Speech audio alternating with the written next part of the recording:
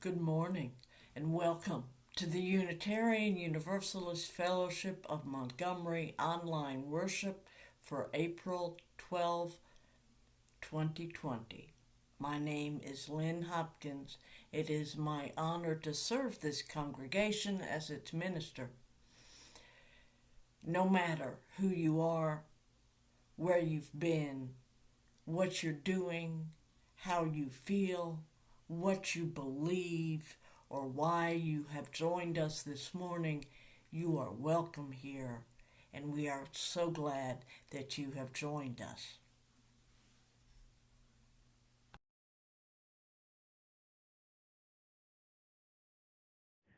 Now more than ever, we must abandon the performative and embrace the authentic.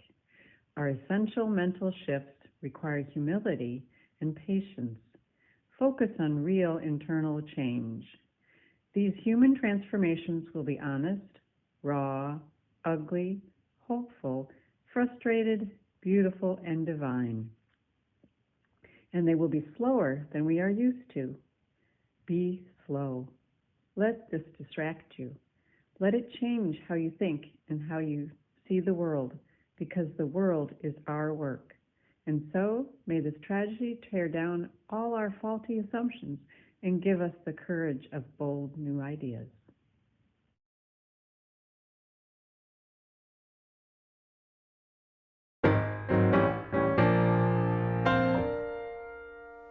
Hey, welcome to Time for All Ages. I'm going to read a story called Olive Stays In. And it was written by a lady named Jade. I found it on a website, storyberries.com. You can check it out. They have a lot of good children's stories.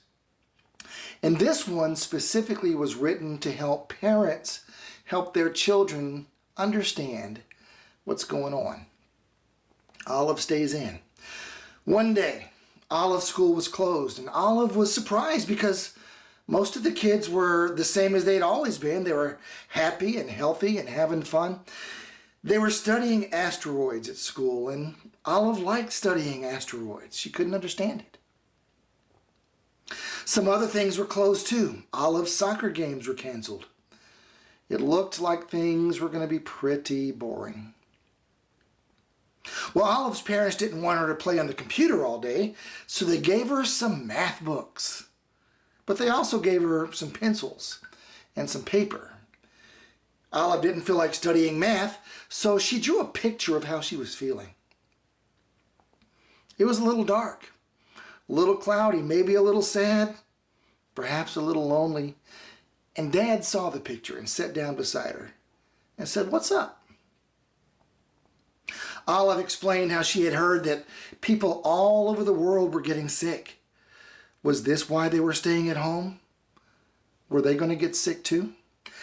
Dad gave her a hug. Some people are getting sick, yes. But you're not staying at home because you're going to get sick. You're staying at home so everyone can try to not spread the disease. Spread the disease, says Olive. How does going to school spread the disease? Going to school doesn't spread the disease, Dad says. It's just a place where a lot of people come together. And when we see lots of people all out at once, it's easier for the tiny germs, the bacteria, and the viruses to jump from one person to another. Olive asks, "Are there any in my body right now?" "Millions," says Dad. "But some are good bacteria. Some don't make us sick at all. But others can, and these are the ones that we want to stop from spreading. When we're sick," says Dad, "our bodies sometimes help those little viruses and bacteria to go between people. For example, when you sneeze, it shoots out the viruses or the bacteria into the air, and if someone else comes along, they can breathe it in. But," says Olive, "if they go from my body to somebody else's body, does that mean I'm not sick anymore?" Dad shook his head. The thing about germs is, while they are very tiny, they like to multiply. And that's when they can really do their damage. But Olive doesn't understand, like a lot of children don't understand. If they're so small, how can we make sure they don't travel between people? Well, the easiest thing to do is to wash your hands.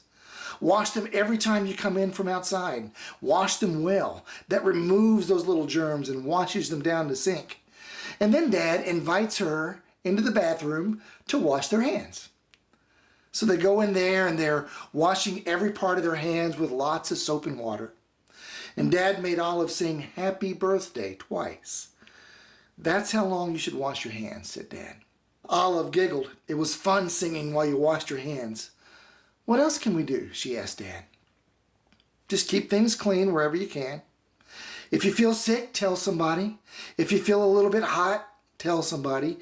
If you need to sneeze, do it in your elbow instead of your hands. And try not to touch your face, your eyes, your nose, because those are the places where germs can get into your body and multiply." "That sounds like a lot," says Olive. "What happens if we do all this and those tiny germs still get into our body somehow?" Well, the good thing is that most people don't get sick all the time. And then he explains the immune system. He says they're like superheroes that protect us, but we have to take care of our immune system, eat well and sleep well and practice good hygiene. Well, after this talk, Olive was happy that she had talked to Dad. She had felt anxious when school had closed, but now she knew why, and she wasn't so scared or worried. "Come on," said Dad. "Let's go. Let's do some math together. That's the only multiplication we want in this house." And so they did.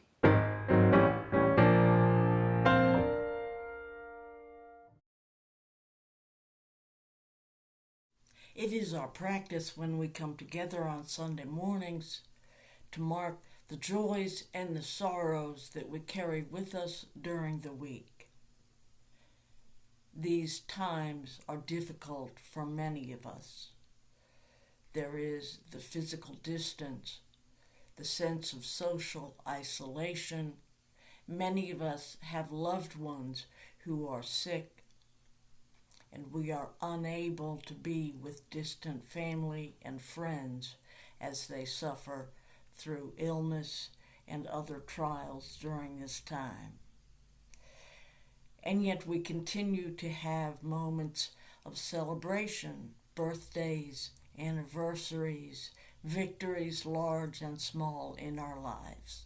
So in this moment, let us lift up and release those things that we carry in our hearts this morning. For those who would like, I invite you to use the live chat feature here to speak aloud to those gathered here with us all that we carry in our hearts, to share our pains and to share our joys as well.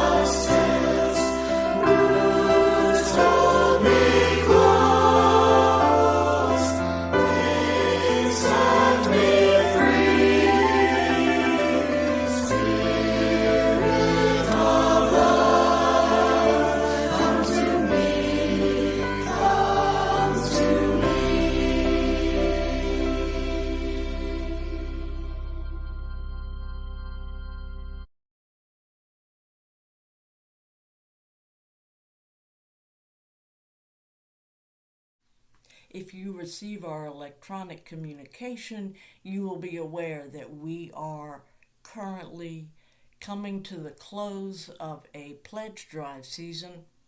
We are entirely self-supporting. We receive no outside funding, and so we depend upon our members. We rely on each other to keep this fellowship alive and to keep the programs growing and providing resources and assistance, as well as community, social connection, and opportunities to find deeper meaning through the funds that we receive from one another through our financial participation. This time means that we do not pass the plates, but we are no less dependent upon regular income of members and friends. So if you have not yet completed your membership renewal and pledge card, once again, I urge you to do so and get it to Norm or Bob as soon as you can. You are encouraged to use your bank's bill pay feature or other automatic electronic means to pay your pledge and make other gifts into our fellowship. We do have a link to PayPal available on our website, and that link will be posted here in our chat as well. We share the undesignated offering, that is, any monies not specifically designated as pledge or for some other specific purpose. We share 50% of that with an organization doing the work on the ground to which we are dedicated in principle. And for this quarter, we have selected Faith in Action Alabama, which has been engaged in activities aligned with the purposes and principles of our fellowship and the larger association. Again, if you receive our electronic communication, you've heard something about these.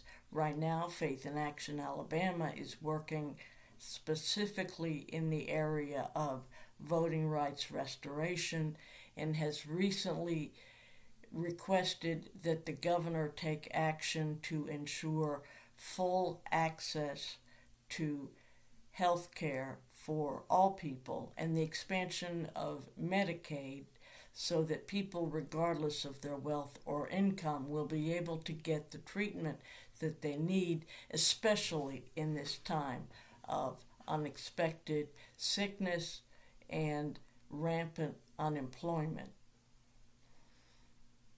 I hope that you will take the time to learn more about Faith in Action Alabama and participate in activities that are described in our electronic newsletter. If you're not subscribed, there is a button at the bottom of the front of our website, uumontgomery.org, that will allow you to subscribe right there.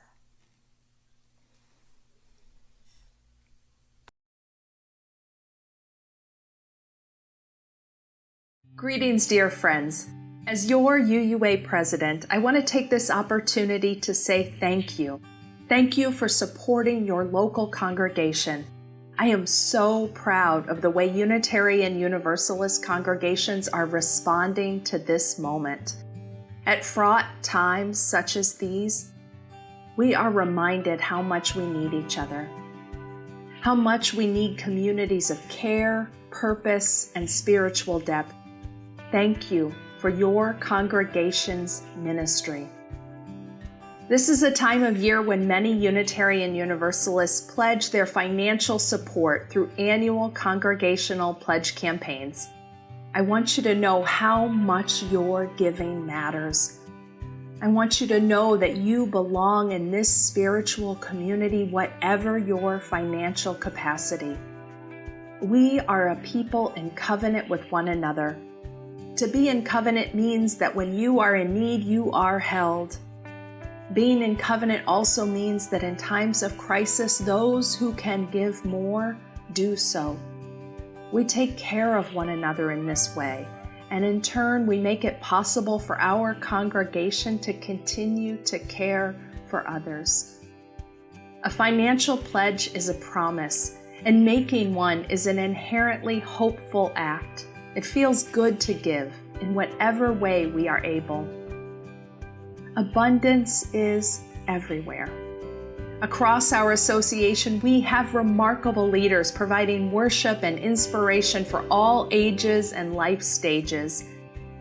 We have incredible leaders providing pastoral care and small group ministry and holding the collective care of our communities. We are gathering in a myriad of new ways. Yes, there are unseen challenges before us, and there is so much we don't know about what's to come. But we do know that we have each other. We have this religious tradition. We have this beloved community. We have the opportunity to lean deeper into our ministry, to be blessed and to be a blessing. Thank you for the ways you are responding with deep ministry in this moment. Thank you for your generosity.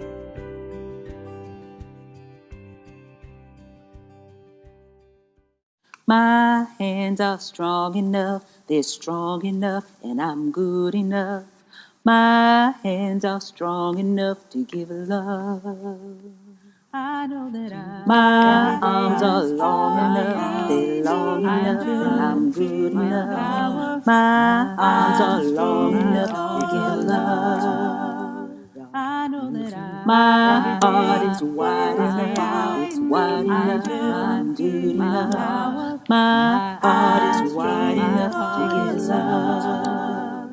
I know that my light is bright enough, it's bright enough, I'm good enough. My light is bright enough to give love. And my heart is wide enough to give love. I know that my arms are long enough to give love.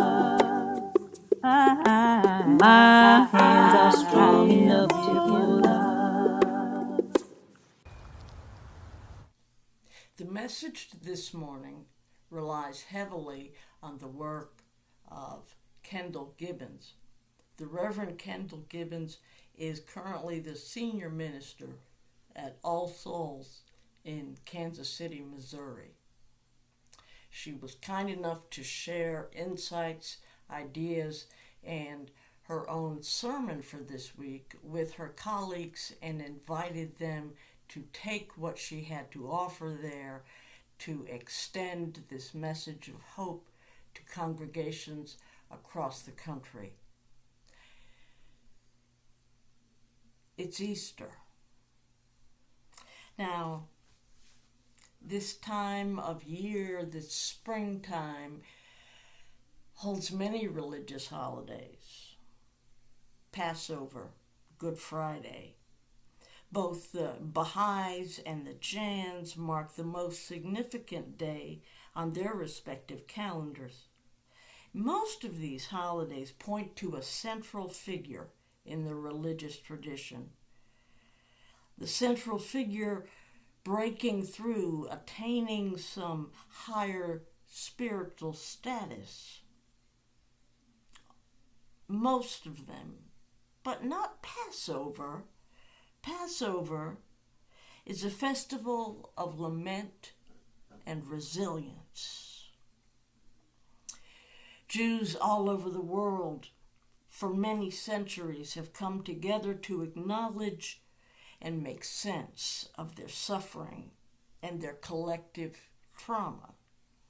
To be frank, today, this time in history feels more like a Passover kind of day than Easter, a festival of resurrection.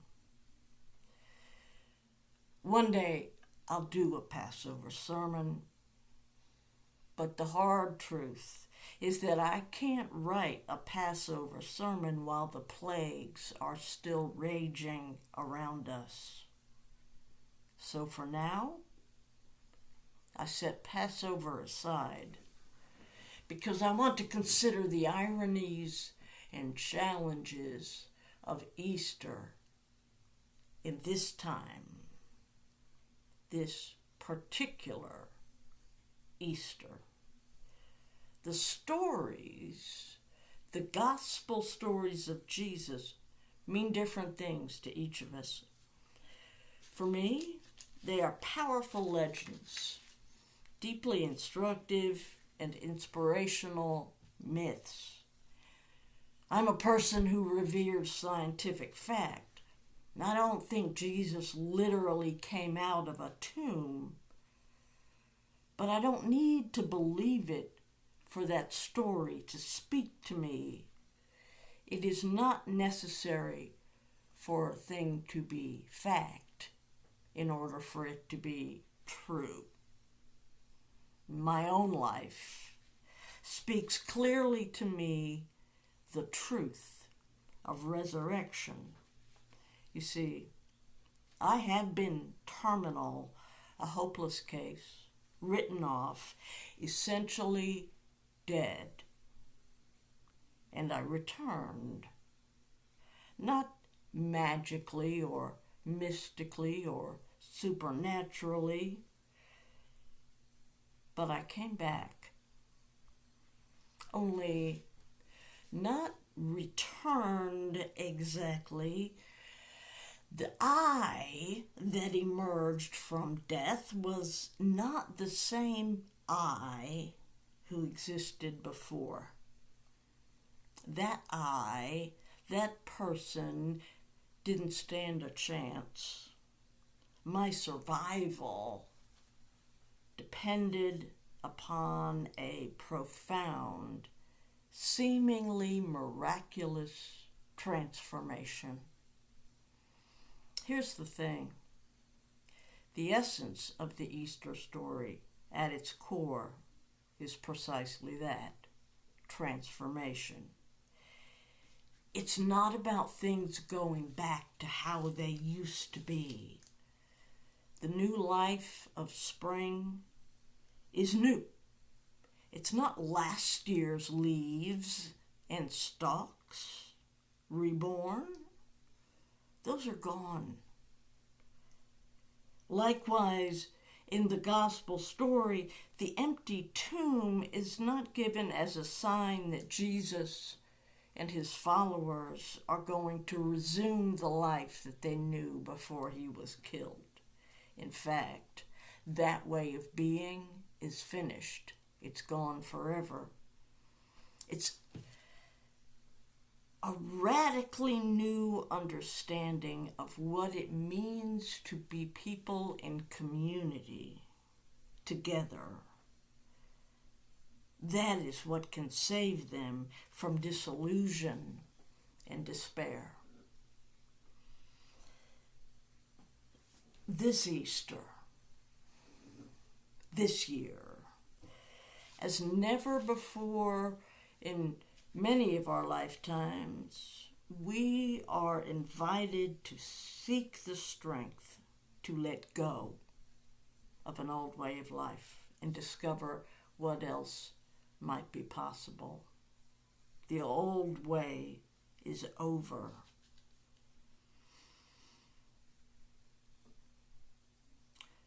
The same thing right now, the honest, authentic thing, is to be grief-stricken and afraid. Knowing that the world will never be the same is terrifying. Let us acknowledge that. The mourning of what would become the first Easter would feel like that to the followers of Jesus in this old story. It would take years, decades for them to make sense of it, to work out the reality of what that empty tomb would actually mean. what it would represent for them personally, and what it had to offer the world in the future. At first,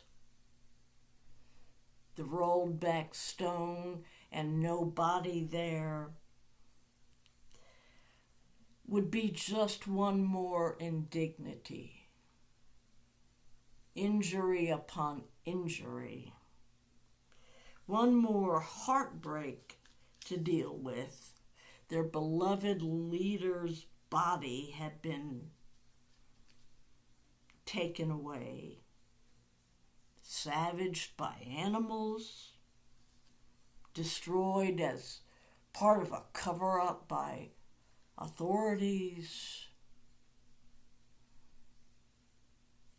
They couldn't know. In the midst of all the disappointment, all the grief, they were robbed of even just the simple comfort and closure of seeing him properly buried in a tomb. The world as they had known it in their lifetimes had seemed transformed by possibility of healing, justice, grace, compassion, the awesome power of love. And all of that destroyed, evaporated as their beloved teacher drew his last breath. Nothing of the vision they had embraced remained. There was only betrayal and suffering and death. And yet, in the confusion and anguish of the disappearance, that mysterious, inexplicable tomb standing empty, the first whisper begins. The broken-hearted women who found their beloved not there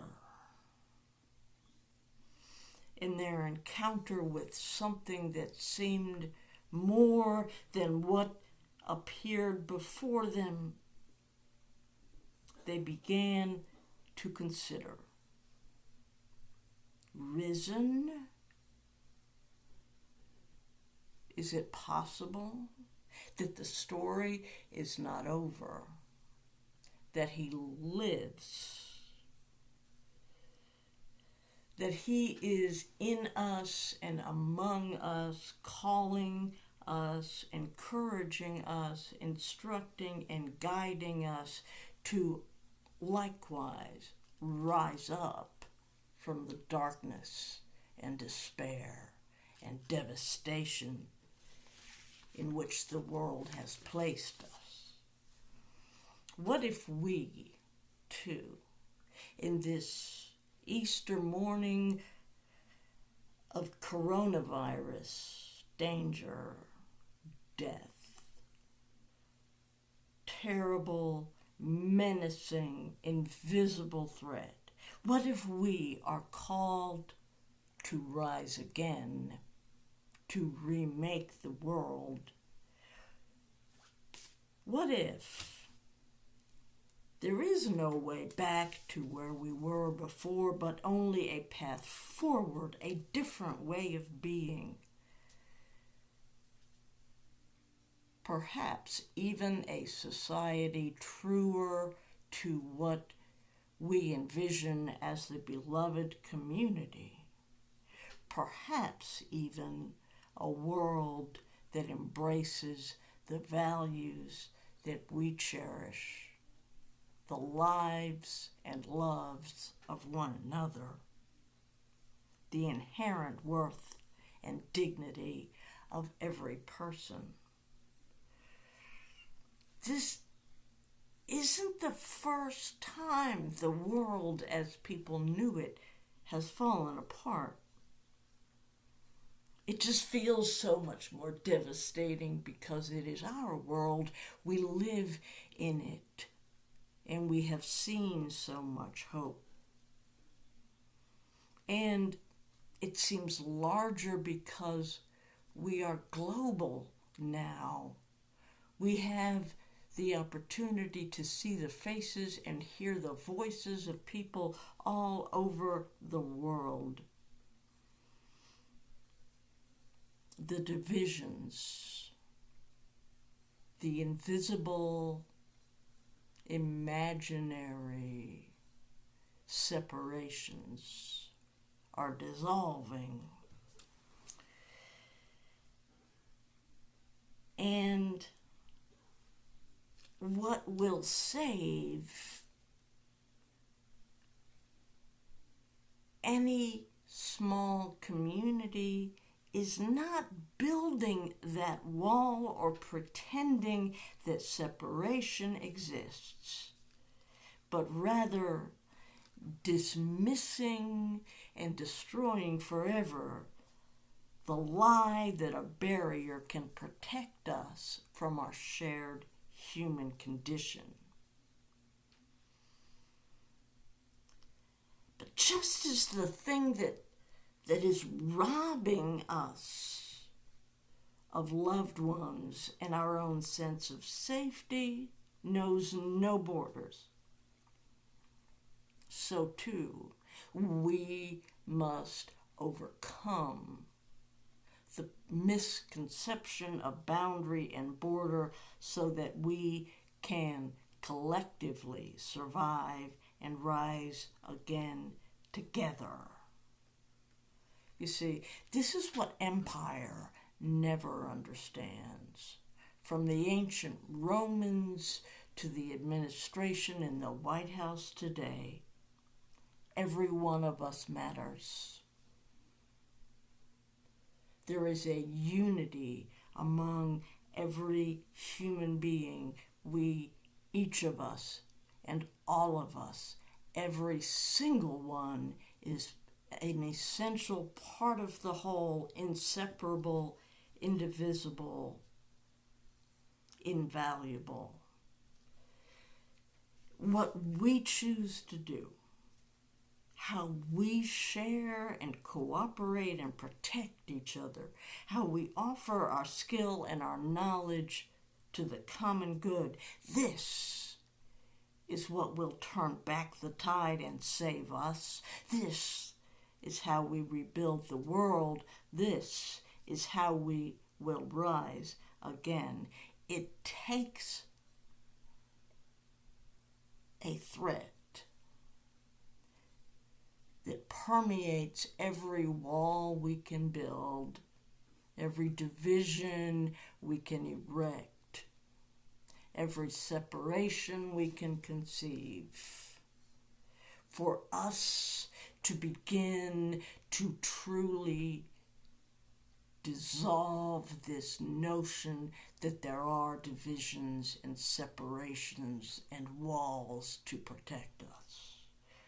We must overcome the tribalism that makes such a threat so successful in this divided world. This is how we rebuild the world, and this will be how we rise again. At this crucial moment, we glimpse again the truth that we are all in this together. Even in this time of isolation, what is so essential is that we, each of us, cooperates intensely for our mutual well-being.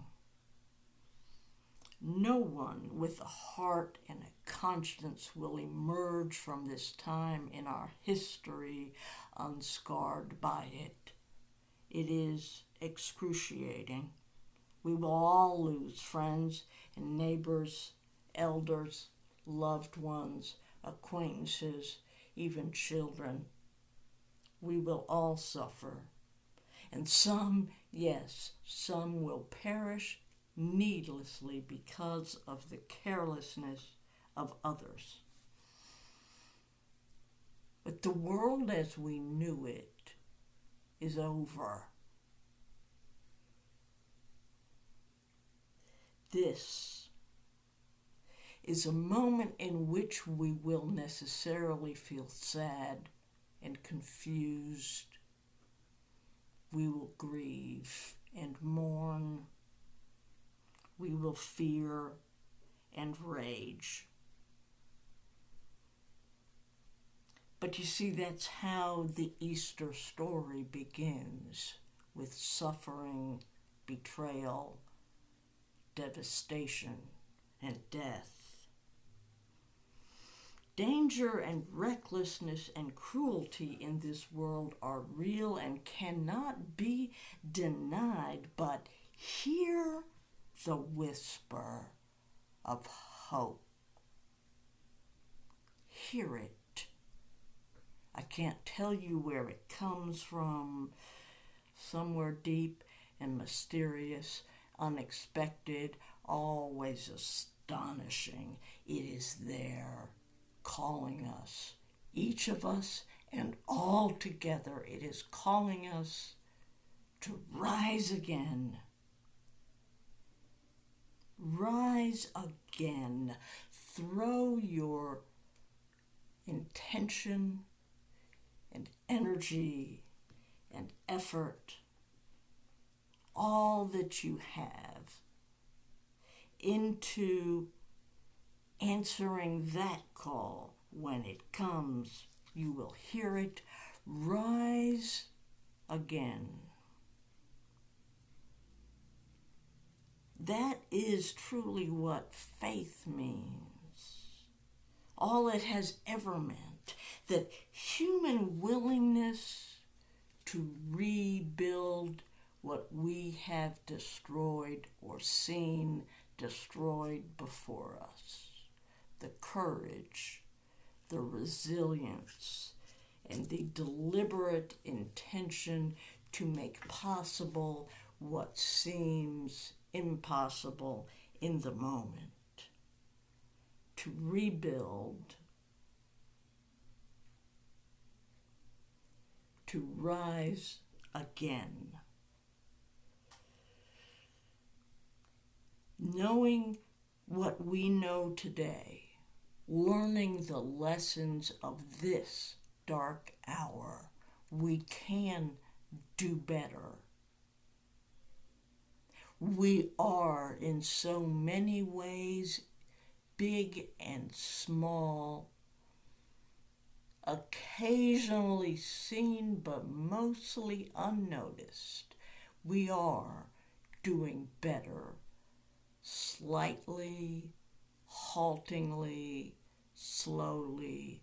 We are learning to rise again and do better this time.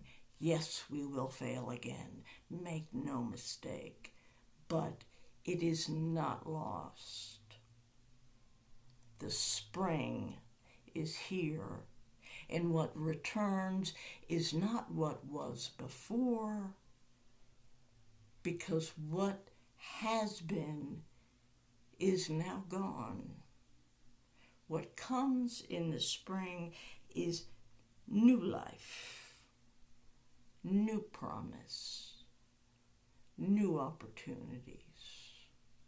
We can and will learn from these horrible, sometimes selfish and sometimes careless errors. We will learn from these misdeeds and criminal misconduct. We will learn from these failed myths and deceptions. And as we come together at the end of this long, dark night, we will do better. The spring manifests the hope of new life. And there is no such thing as false hope. Keep your heart wide open, though the waves wanna push you around. You gotta keep your heart wide open till your faith brings you back to solid ground. I'm gonna keep my heart. I'm gonna keep wide open. I'm gonna keep my heart wide open. Though these waves wanna push, though they want me around, though the waves wanna push me around, I'm gonna keep my heart. I'm gonna keep wide open. I'm gonna keep my heart wide open till my faith brings me back to solid ground. Until my faith brings me back to solid ground. We gotta keep our heart. We gotta keep wide open. We gotta keep our hearts wide open. Though these waves wanna put us around, although these waves wanna push us around, we gotta keep our heart. We gotta keep wide open till our faith brings us back to solid ground. Till our faith brings us back to solid ground. Say hi. Hi.